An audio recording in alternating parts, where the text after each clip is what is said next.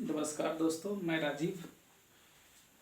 आज के वीडियो को शुरू करने से पहले मैं आप लोग को बता दूं कि ये समास है और समास के बारे में ही हम लोग पढ़ेंगे।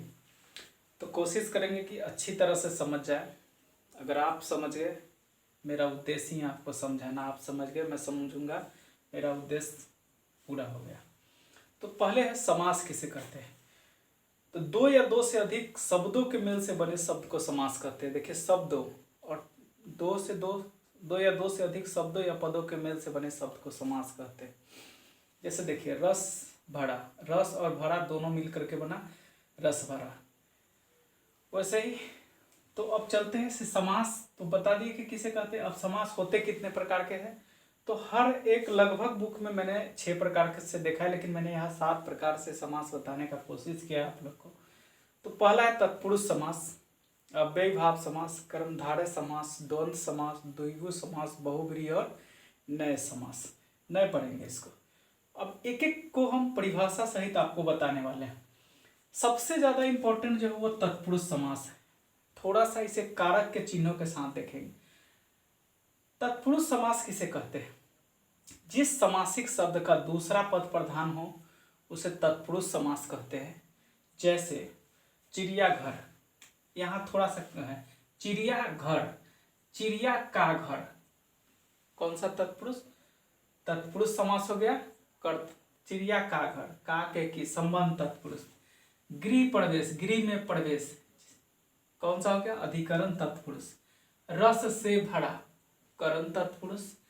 धन से हीन, अपादान तत्पुरुष। तो इस प्रकार से कारक के चिन्हों के साथ इसको कॉम्बिनेशन कीजिएगा तो तत्पुरुष समास आपको समझ में आएगा। इसलिए इससे अगर आपने पढ़ा नहीं है तो इससे पहले मेरा कारक का वीडियो देख लें। अव्ययीभाव समास, जिस समासिक शब्द का पहला पद अव्यय या उपसर्ग हो उसे अव्ययीभाव समास कहते हैं। जैसे परा जुड़ जाए, पहला उपसर्ग और पहला अव्ययी शब्द, यथासंभव यथाशक्ति शब्द।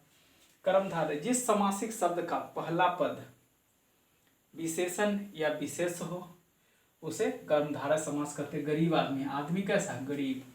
चांदनी रात, रात कैसी चांदनी। जिस समासिक शब्द का दोनों पद प्रधान हो उसे द्वंद्व समास कहते हैं। जैसे माता पिता, भाई बहन वगैरह।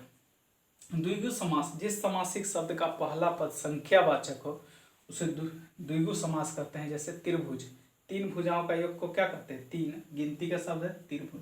चौराहा, जहाँ 4 रास्ता है 4 तो चौराहा। बहुब्रीहि, जिस समासिक शब्द का शब्द कुछ और उसका अर्थ कुछ और हो उसे बहुब्रीहि समास कहते हैं। जैसे देखिए, लंबा उदर है जिसका, अर्थात लंबोदर भगवान भगवान गणेश। बीना पानी, जिसके हाथ में बीना हो, सरस्वती। तो शब्द कुछ और अर्थ कुछ होगा। एक नया मैंने बताने का कोशिश किया, नए समास, जिस समासिक शब्द का पहला पद निषेधवाचक हो। जैसे अनपढ़, अनपढ़ किसको कहेंगे, जो पढ़ा लिखा नहीं हो। अनजान किसको कहेंगे, जो कुछ नहीं जानता। इस प्रकार से ये परिभाषा सहित आप अपने नोटबुक में एक बार लिख करके देखें। अगर आपने समझ गया तो आपका। अब इसको ट्रिक से समझते, देख लीजिए। तत्पुरुष, अगर कारक का चिन्ह हो किसी शब्द में तो वो तत्पुरुष होगा। अव्ययीभाव, अगर पहले उपसर्ग या अव्ययी शब्द हो तो अव्ययीभाव समास समझेंगे। कर्मधारय, जिसमें रंग या विशेषण हो तो उसे हम कर्मधारय समझ लेंगे। द्वंद्व समास, जिस दो शब्दों के बीच में अगर ये चिन्ह हो, इसको भी हम एक वीडियो बना के बता देंगे कि ये चिन्ह क्या कहलाता है। अगर ये चिन्ह हो तो उसे अवश्य ही आप द्वंद्व मारिएगा।